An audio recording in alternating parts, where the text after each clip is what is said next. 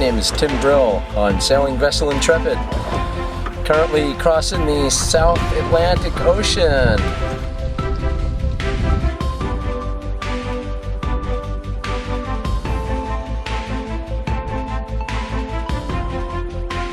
I keep my official logbook every day, barometer, all that kind of stuff. So what I'm doing as well is then I take that information, I plot it on our chart.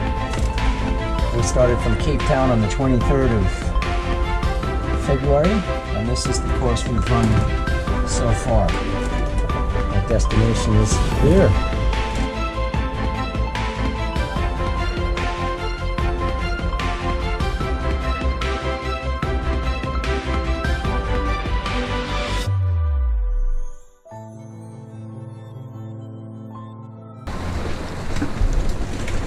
Good tip is to go slow, not necessarily speed slow, but just don't be in a rush to do anything, especially if you're solo sailing, because one slip, one mishap, one mistake, and you're injured or you're overboard, and you just, I mean, the ramifications of that are pretty bad.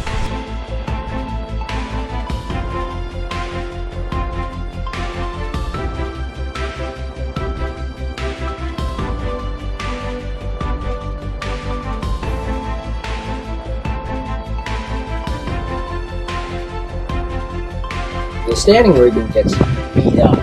This is the round the world trip, and it broke from India to the Maldives. That was 10,000 miles ago. So they just cut right through the rigging, right where the eye is.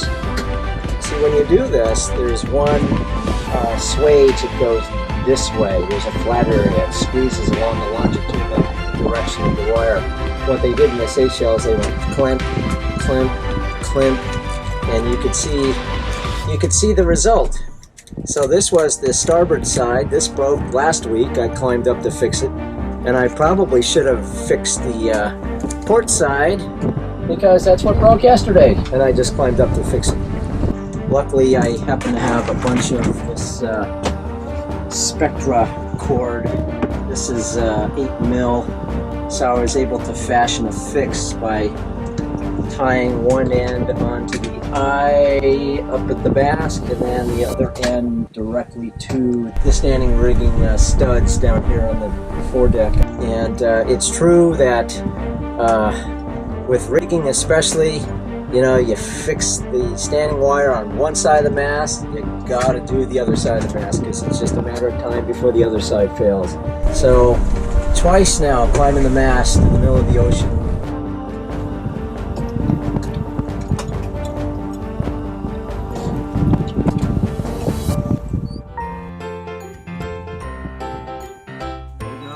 Giles, my petrel buddy.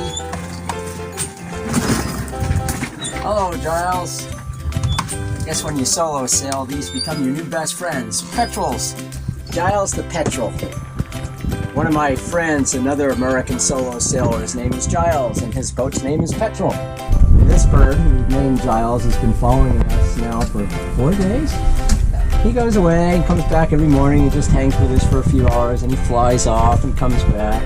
It's pretty cool, actually. Giles away, coming to your side.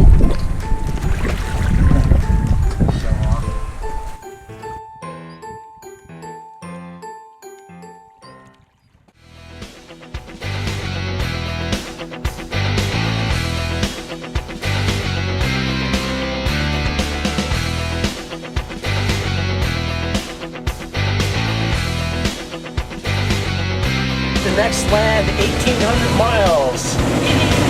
Oh boy.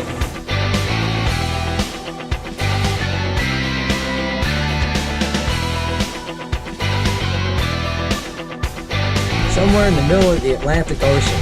Pretty soon we won't be seeing the Southern Cross anymore. We'll be in the Northern Hemisphere. It'll be hard to explain this to everybody.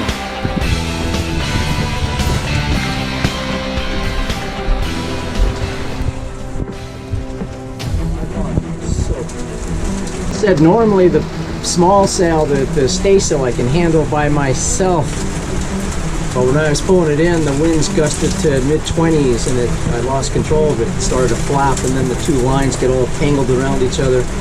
That's why I'm very reluctant to fly the jib and stuff like this, because it's almost impossible for me to pull that in.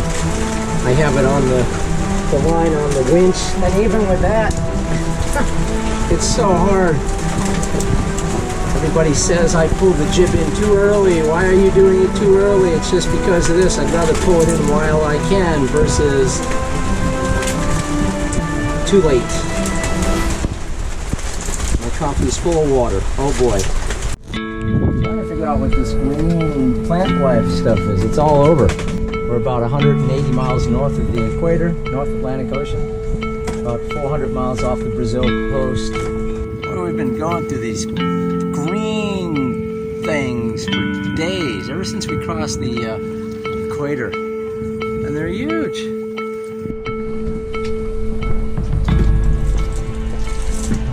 It's all this floating stuff we've gone through. It completely got into my my fuel strainer. Yeah, they're terrible. They're everywhere. Every one of our through holes. They're in the toilet, they're in the sinks, everywhere. The raw water through hole goes through a strainer, and the whole thing was just full of those little seeds from those floating plants, so it was blocking the water pump from pumping raw water through the engine.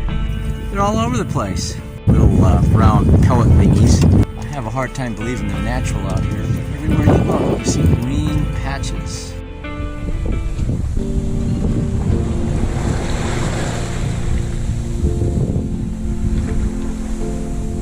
Watching some dolphins, amazing swimmers.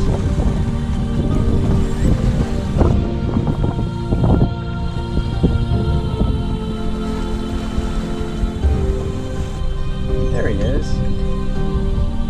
Dolphins. About 300 miles off the Amazon River in the North Atlantic.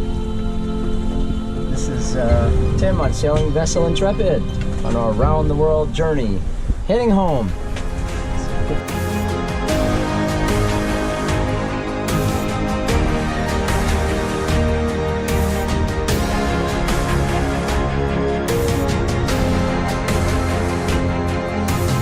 Maybe 2021, but I'm sure the early sailors from the 1600s and 1700s saw the same sights and had the same excitement.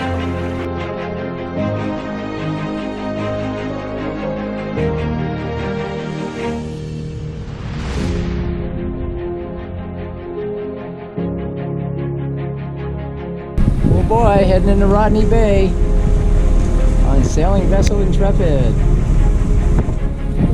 Finally no swell. Huh.